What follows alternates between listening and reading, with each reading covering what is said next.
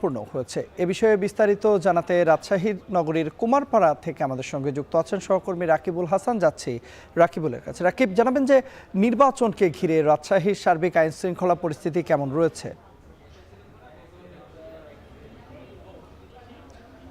আমরা সকাল থেকে দেখছিলাম আজকে নির্বাচন সরঞ্জাম বিভিন্ন কেন্দ্রে পৌঁছে দেয়া থেকে শুরু করে রাস্তাঘাটে যান চলাচলের নিয়ন্ত্রণ আনা এবং একই সাথে তল্লাশি বাড়ানো, যৌথ বাহিনীর টহল, সবকিছু মিলিয়ে কিন্তু নিরাপত্তার একটা চাদরে ঢেকে ফেলা হয়েছিল পুরো শহর এবং পুরো রাজশাহী জেলাকে। আমরা সেই অনুযায়ী দেখেছি রাজশাহীতে যেহেতু 6টি সংসদীয় আসন, সেই 6টি সংসদীয় আসনে প্রত্যেকটি জায়গাতে কিন্তু একই অবস্থা কিন্তু তৈরি করা হয়েছে। ইতিমধ্যে কিন্তু বিভাগীয় কমিশনার কার্যালয়ে সেখান থেকে কিন্তু মনিটরিং করা হচ্ছে এবং প্রত্যেকটি কেন্দ্রে এখন কিন্তু টহল যে টিমগুলো রয়েছে আইন শৃঙ্খলা রক্ষাকারী বাহিনীর, সেগুলো তারা ঘুরে দেখছেন।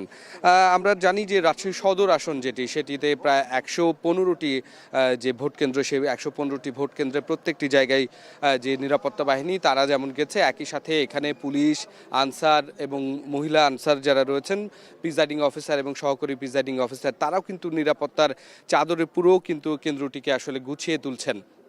এবং কিছুক্ষণ আগে থেকে আমরা লক্ষ্য করছিলাম যখন তারা আসলে নির্বাচনী যে সরঞ্জামগুলো নিয়ে এসেছেন, সেই নির্বাচনী সরঞ্জামগুলো কিন্তু সেইগুলো বিন্যস্ত করা, প্রত্যেকটি কক্ষে ঠিকঠাক করে ফেলা এবং একই সাথে এখানে যে ভোটারদের লাইন সেগুলো ঠিক করা, সব কিছু মিলে আসলে একেবারে পুরোপুরি প্রস্তুতি নিয়েছেন। আমরা দেখছি যে বিশেষ যে টহল টিমগুলো রয়েছে, সেই টহল টিমগুলো নগরীর বিভিন্ন প্রান্তে আসলে তারা টহল দিচ্ছেন, কখনো চেকপোস্ট বসাচ্ছেন এবং একই সাথে আমরা দেখছি প্রত্যেকটি কেন্দ্রেও কিন্তু তারা যাচ্ছেন। অর্থাৎ এই যে রাতভর যে যারা থাকবেন কেন্দ্রে, একটা নিরাপত্তা তো রয়েছে, এর পাশাপাশি অন্যান্য যে মোবাইল টিমগুলো রয়েছে তারাও কিন্তু সেটিকে নিরাপত্তা দিচ্ছেন।